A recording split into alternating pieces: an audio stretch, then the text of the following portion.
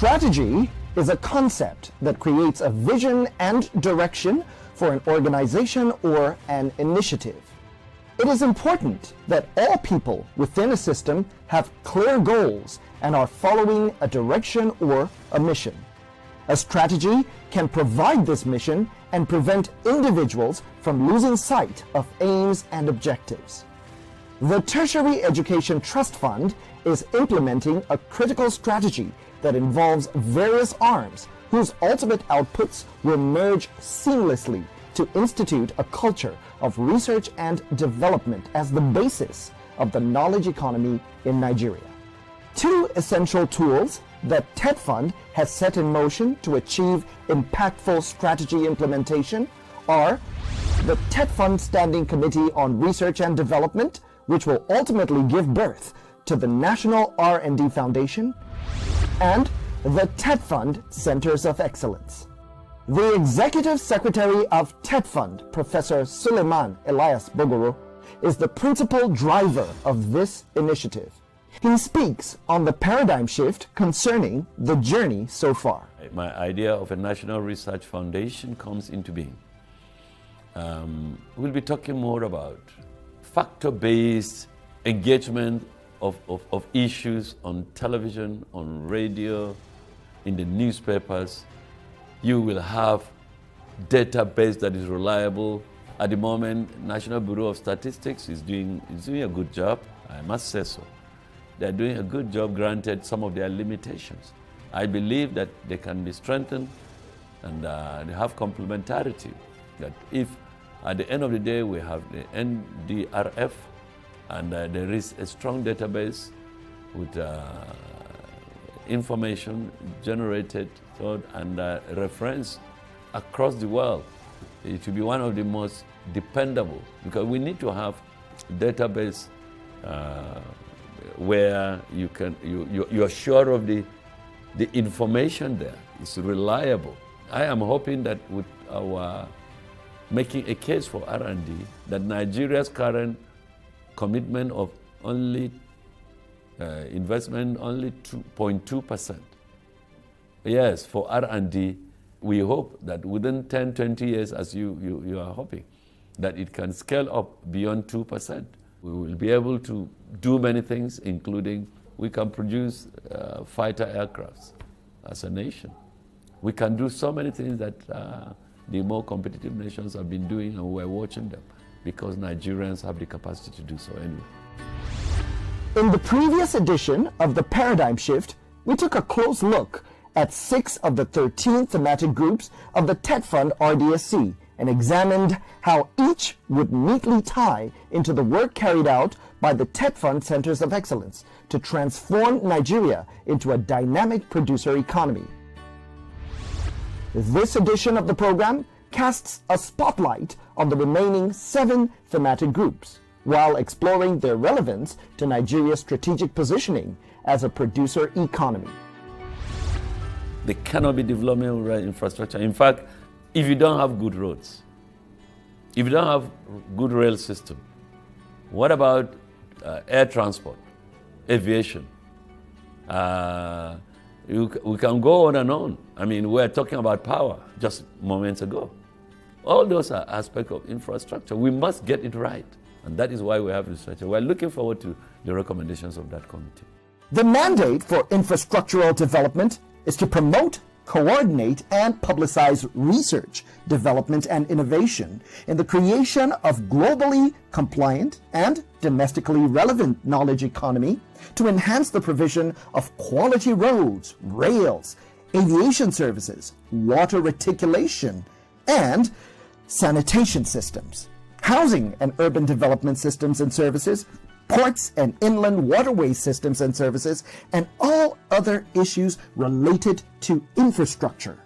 Infrastructure cuts across the entire spectrum of the national economy, from agriculture, mining, manufacturing, distributive trade, utilities, building and construction. You require infrastructure. So what we are now saying is that, for instance, you want to do Mambeli hydropower station, from the design of that power station, fabrication of the parts, installation and test run, Nigerian engineers, some Nigerian companies. When you say Nigerian companies will be involved, the thing you are calling Nigerian company, if it is heavy on foreign engineers, foreign human beings, foreign machinery and equipment, that is not what we are talking about. We are talking about our universities and so many R&D institutions in this country. The relevant ones, if it's in the area of infrastructure, must be involved. If it is in the area of health, must be involved. If it is in the area of defense, must be involved. So that when our people take part in these things, the skills acquired in the course of taking part will rub off on the curricula of our tertiary institutions. Until you do that, you can never be indigenously industrialized. It's one area that we've not done well as a nation, but this is a great opportunity. You can see why I talked about National R&D Foundation. If we get it right, and there's a pool of funds to target research for value addition from agriculture to environment to energy to call it, believe me, that will just change our competitive index placement across the world. This group's assignment is to employ cutting-edge research and development to specific areas in geoscience, subsea, subsurface engineering technologies to improve mineral exploration, extraction techniques, and value addition. The end result would be an increase in economic development, revenue generation, improved livelihood, and environment protection. If you have, let's say, a refining industry that is now having to import something they call catalysts, for instance. Now, catalyst is about 80% basically sand, rock. But because of the way it is made, because of the way it is processed and prepared, it has tremendous value. As at today, our refining industry is just having to import it at tremendous cost. But we have the basic raw material to make catalyst. And therefore, if we can work between industry and academia together with the government support and government funding and government assistance, we can actually make catalysts, whether specifically for our industries or general catalysts that we can also not only use but also sell. This country, tell me, which type of plants don't we have? From the forest there up to the Sudan, the savanna areas, and so on and so forth. And these plants have substances that can be extracted and characterized, and my oh my, they solve the problems of diseases in a manner you never would have expected. And thank God, the Ministry of Health, I understand, is setting aside funds for research for both vaccines and drugs. The pharmaceutical group is saddled with the responsibility of designing a strategy for the continual employment of outcomes from research and coordinated field clinical trials to make pharmaceutical breakthroughs, including production of vaccines. The result of this would be availability of affordable medication for the treatment of diseases. I'd like to put in record that TETFund was actually one of those groups that were foresighted enough to begin to look in this direction even before the pandemic hit the shores of the country. Myself and a few other colleagues for close to a decade now had been preaching the mantra for us to start to develop local solutions to problems that come up in our settings, and that's why we came up with the concept of medicine security. So kudos to TETFund for being one of the forerunners in that particular arena to identify that there is an urgent and important need for Nigerian scientists to be in a position where we can contribute to addressing our own healthcare needs. Currently, the nation, as well as the rest of Africa, is suffering for our lack of capacity to develop vaccines and other relevant interventions. However, some of the key issues that have come up in the pharmaceuticals group as well as in other cross-cutting groups that we have engaged with, have indicated that, number one, phytomedicines is an area where Nigeria has a comparative advantage and where we need to start building capacity. We need to start ramping up capabilities so that we can start harnessing those capabilities. You may be aware that the agency, which I head, recently developed a phytomedicine called Niprimune, which is based on the plant Andrographis paniculata. And we're pushing to go to clinical trials for COVID-19 for that particular drug. Our colleagues in Thailand, who incidentally have had better funding, already use that particular phytomedicine to manage COVID-19. And so that's the importance of what TETFund is doing today, bringing doctors, pharmacists, and all other professionals that can contribute to undertaking successful clinical trials, as well as providing a mechanism for ready and available funding for those clinical trials to be expedited. If all those things are in place, the next time we have a pandemic, we won't be looking to the West for responses. Based on the work of this thematic group, research outcomes and global technological breakthroughs and innovations will be employed to evolve sustainable technologies and a comprehensive roadmap for engineering education, training, and practice. The infrastructure that we talked about, most of these are products of engineering. you can imagine. And that is why, you see, most competitive economies, they centralize science as the benchmark. Top-level science, technology, innovation. It is the avenue through which those countries' technologies are competitive.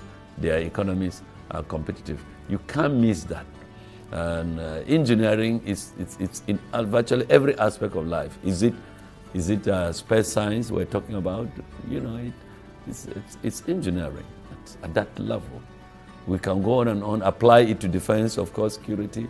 Only recently, automobile, like I said, only recently Naseni went to sign an MOU with Innocent Motors. Yeah, just recently. And that is the kind of thing we're hoping. And if there is policy, that's why the triple helix model talks about, look, the academia partnering with industry and government there taking care of what they want done through policy and law. And that is very, very important. In our country, unless you back some particular things with law, you are rubbish as soon as you enact whatever what was it that you pronounce about. If it's a policy, some aspects will require that you back them with laws. If you don't, it becomes a problem. We should be able to ask our political scientists, for instance, those in the arts and humanities, to tell us why are we having challenges of governance, from leadership to the wider context of governance. For instance, Mr. President has prioritized corruption. What is the incentive for corruption? For instance, it's injustice within organizations or whatever. How do we solve it? We should be able to get recommendations from researchers to address these problems. This group is concerned with evaluating the findings of research activities and their role in promoting good governance, social development, and internal security. We have a responsibility now as a university to help this nation to find the kind of leadership that it needs. And believe me, universities have to do that. Anywhere in the world is university that leads the way. And I think what TETFund has done is to actually realize that this must be a strategy to make all these investments make meaning. And you know, for now and for a long time to come, University of Abuja would begin to mobilize. We say the problem of Nigeria is a problem of leadership. People have said it. I also say it's a problem of followership. You know, so we want to take this now and run with it and look at governance. Why are we where we are? When Nigeria was a colonial era, what were the issues? issues of governance? Why did we go the length we went up to the challenge to colonization, to end colonization? What did we make of it? Leadership, military. People say, oh, the crisis has been military. Now, civilian. Oh, you know, civilian is the problem. So many, too expensive, you know, legislative. We say so many things. We talk too much. Now, universities will do what they need to do. And University of Abuja, governance and leadership, we will be able to focus and help this nation to grow. To drive research and development, you need to establish robust and effective databases.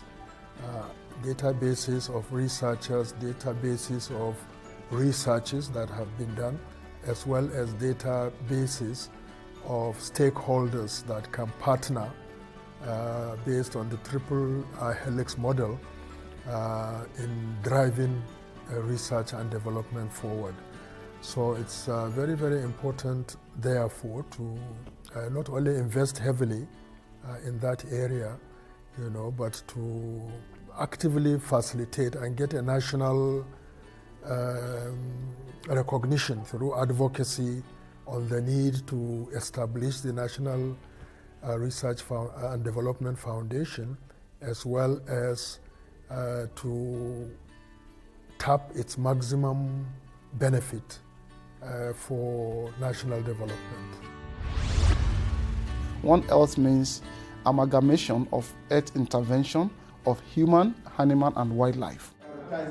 The Medicine One Health group is all about applying knowledge gained from years of research and clinical trials to improve healthcare delivery and mitigate disease spread, produce vaccines, and halt medical tourism, as well as capital flight from Nigeria. Universities are built on three principles: research, teaching, and community services. You can only teach when you have the knowledge.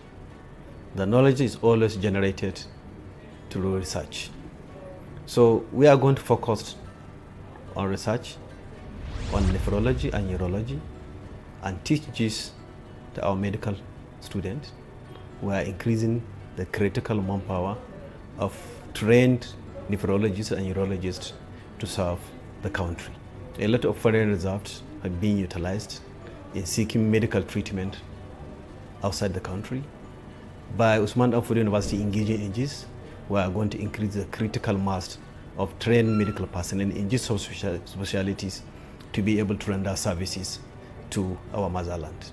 In addition to that also, we can be able to research why do we have frequent kidney failures in the country? Is it from the water we drink? Is it from the food we eat? Is it genetic? If we find out that what is leading to this increase in the incidence of kidney diseases in the country, we could be able to stop it.